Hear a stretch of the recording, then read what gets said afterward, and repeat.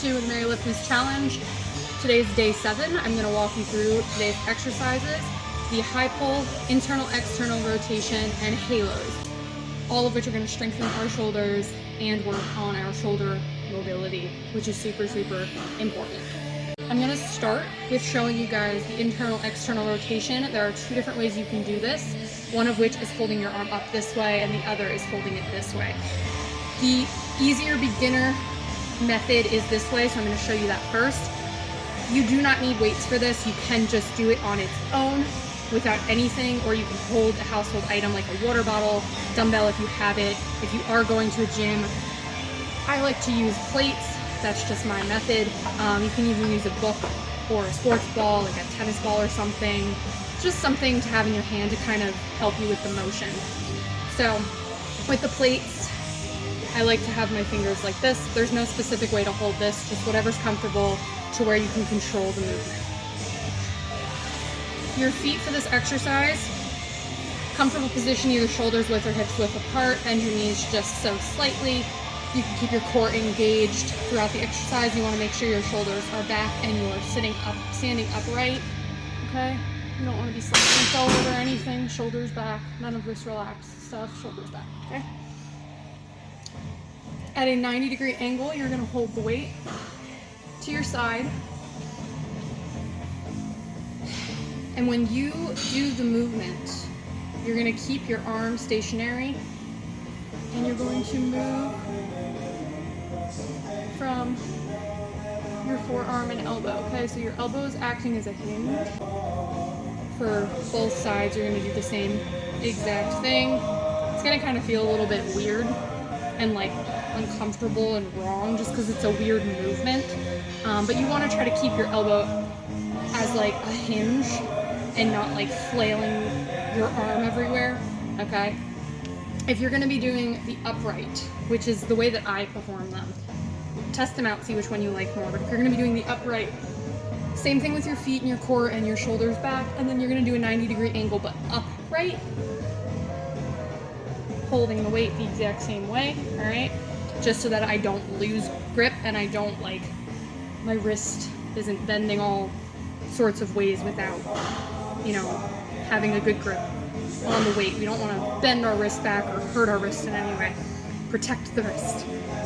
So, and you're doing the 90-degree angle here, you want to be really mindful, and you can use a mirror if it's easier for you, or you can kind of look as you're doing it. You're going to do the same exact thing. The elbow is going to work as a hinge, and you're going to come down to that and return to starting position. So to show you from another angle. Okay?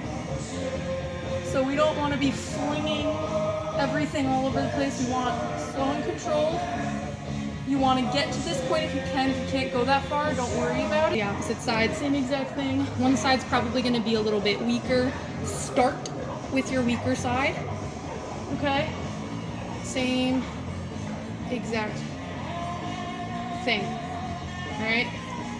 You may hear or feel popping, and that's probably just from the joint being tight and the fluid moving around in there. There's nothing wrong with that.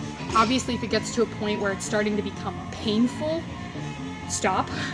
But if it's just like a discomfort or just like you're hearing it, but it's not actually hurting you, you're fine. It's just the body's not used to that movement and it's getting used to it. All right, moving on to halos. For demonstration, I'm going to use a 5-pound plate, but I would normally use a 10-pound plate, which is a little bit bigger.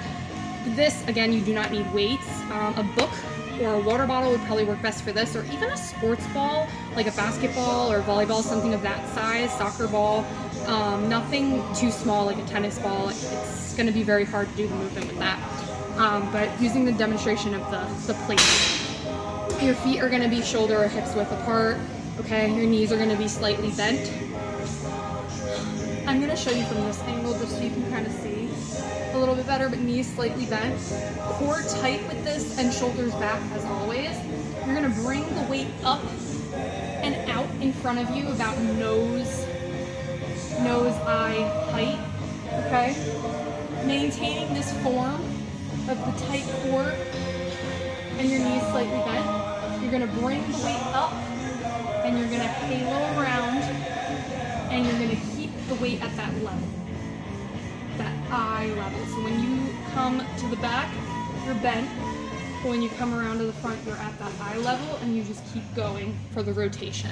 So it's 10 of these. You're gonna do 5 one way, and then you're gonna reverse and go the opposite direction. So to show you from the front view, knees slightly bent, shoulders back, core engaged, at about this height, okay?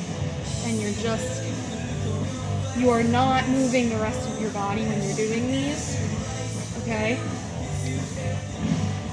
So once you do 5, that wasn't 5, but once you do 5, you're gonna reverse. Okay, notice how the bottom part of my body is not moving, it's just my shoulder area. You don't wanna be like doing this, okay, because then you're not isolating the muscles that you need to be working, which is the shoulders. This is gonna help with your shoulder rotation. Last exercise, the internal external rotation is also rotation, so it's shoulder mobility for both of those. High pulls is going to be strength and mobility for your shoulders, and that's what we're gonna move on to now. And moving on to high pulls, I'm using 5-pound dumbbells for demonstration.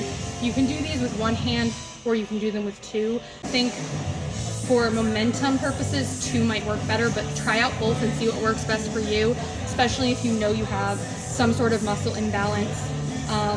Again, with everything you do, always start with your weaker side, even if you don't have an imbalance. This way you kind of can gauge out if you might, or where your strength is for both sides. So I'm going to show you with both dumbbells first.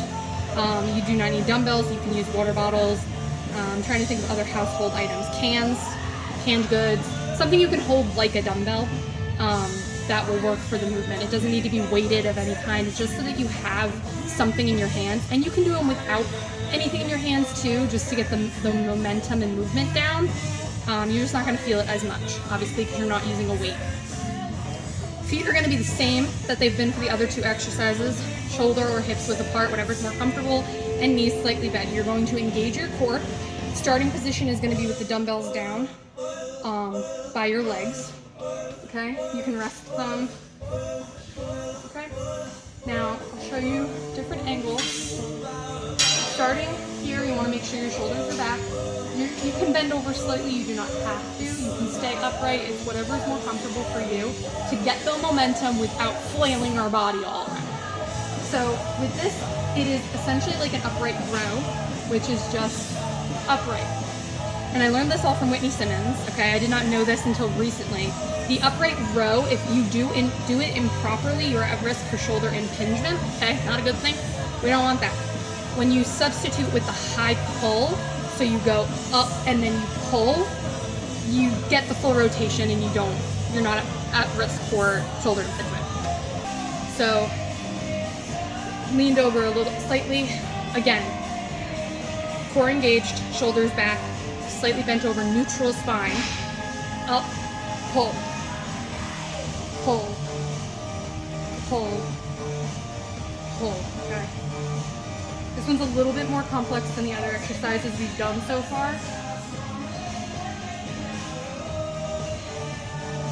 Up, pull.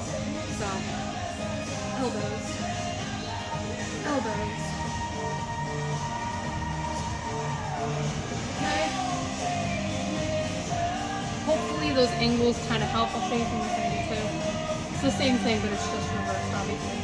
So, shoulders back, core engaged, knees slightly bent.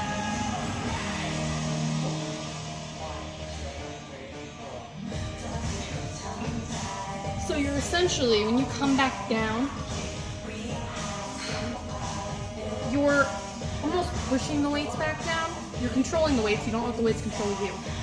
But when you pull up and return, you're coming down. And then up. Like that, okay?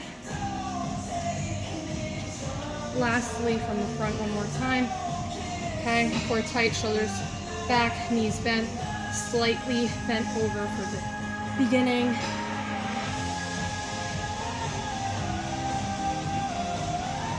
Okay, hopefully you can tell enough from the video how to perform these. So tomorrow is gonna be wall sits, so I'll have that video set up for you guys. So we're kind of going a little bit into in my opinion, what's a little easier of an exercise, but mentally more challenging.